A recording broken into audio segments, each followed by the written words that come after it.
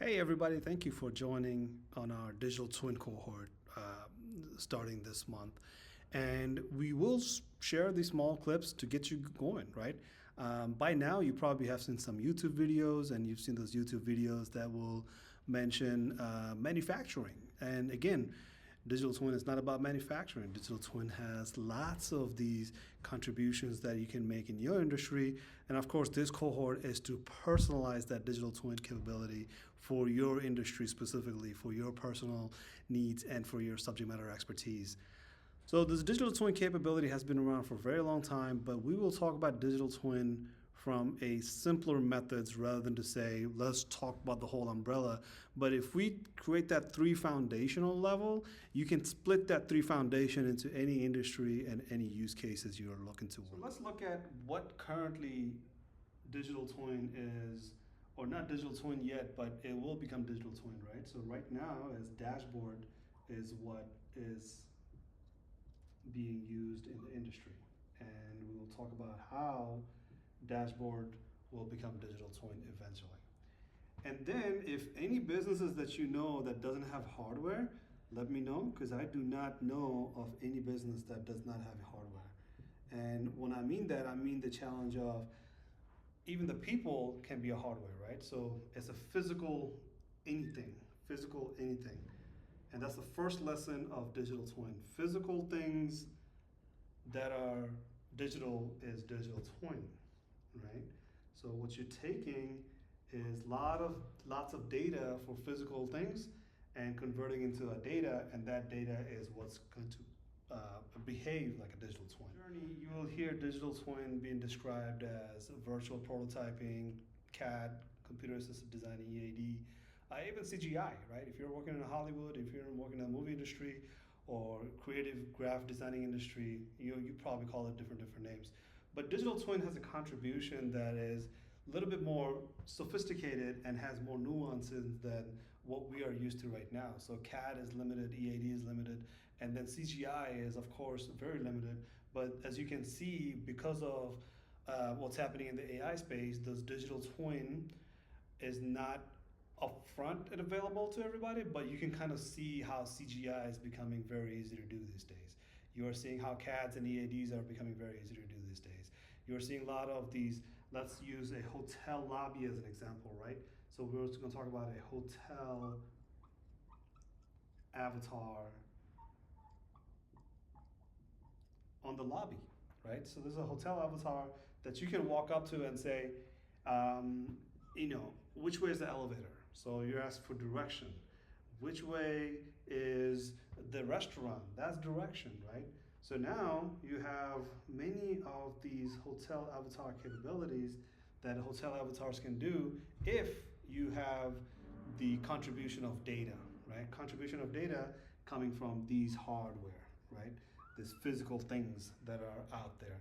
So again, don't worry about thinking about like hardware too deeply, but just think of anything that's physical assets like IoT devices, computers, laptops, cameras that you have throughout the hotel. Even the elevator, like I said, is your hardware, right? These hardwares, these physical things are going to feed data into this hotel avatar for that hotel avatar to perform its task. So if you have been part of the cohort previously, you will know about data at rest, data in motion, data at use. So data at use is in this level right here, right? It's the dashboard where the data is being used. And of course, we're going to replace this data at use, not with dashboard. We're going to put in digital twin, right? Again, digital twin is a broad umbrella, but it just makes sense that we call it digital twin because we're trying to replace the dashboard with digital twin. You get so much from the digital twin that is a big umbrella, but to put it in a summary, it'll be to call it single pane of view. So when you watch a movie like Avatar and you've seen how these a giant informational room, right, where everybody has to walk in and get their information, and they surround themselves with this 3D generated a map of some sort, right?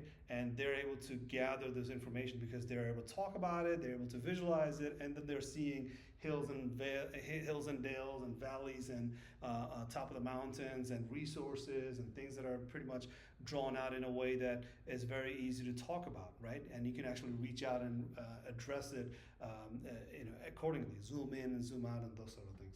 So single pane of view, think of it that way, but again, it's a wide umbrella trying to capture your imagination using some movie references. But this hardware eventually is what allows the single pane of view, right?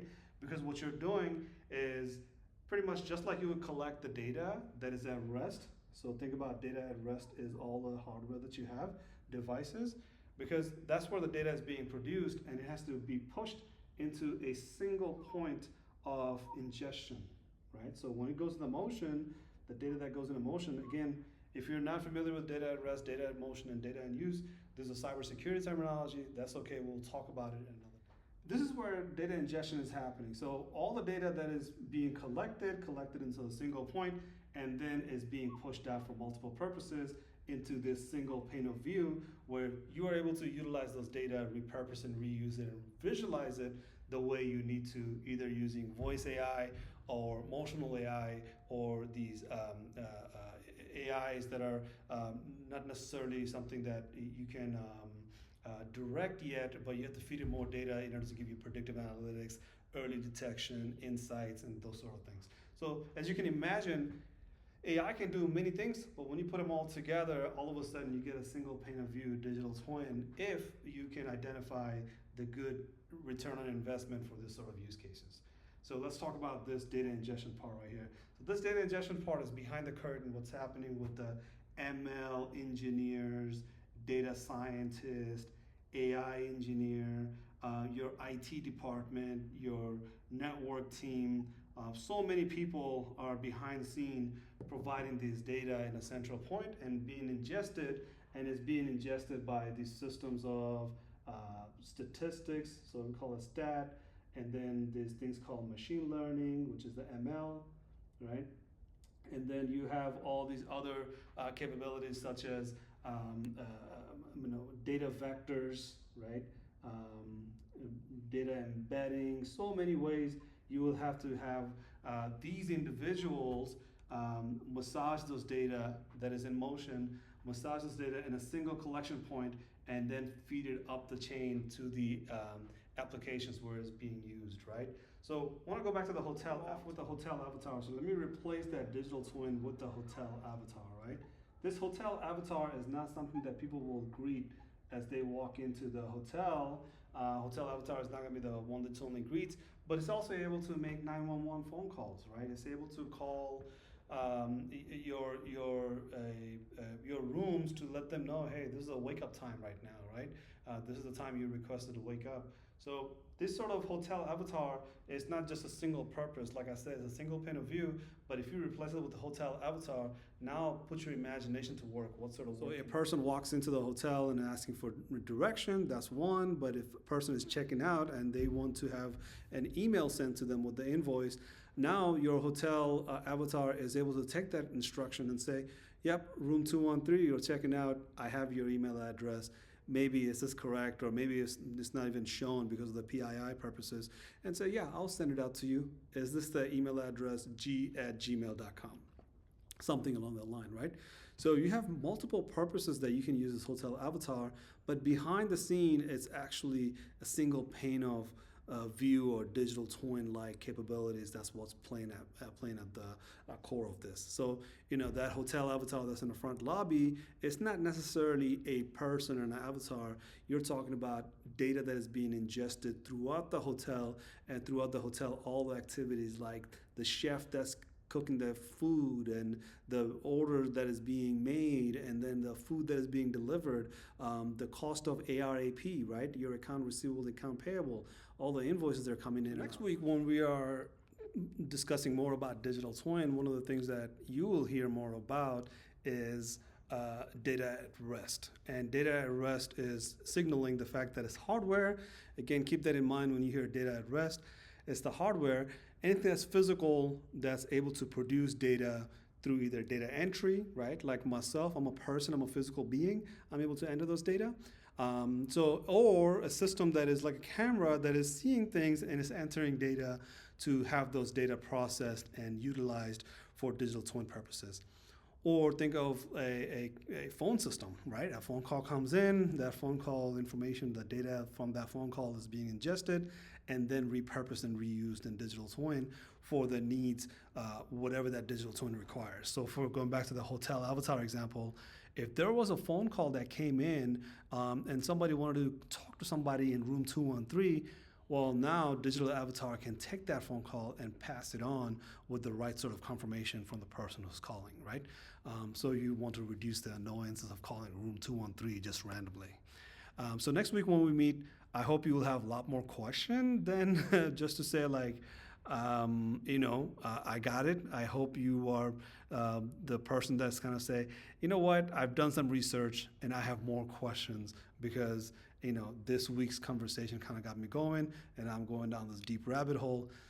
Help me by answering this question. So we're looking forward to it. It's going to be a fun cohort.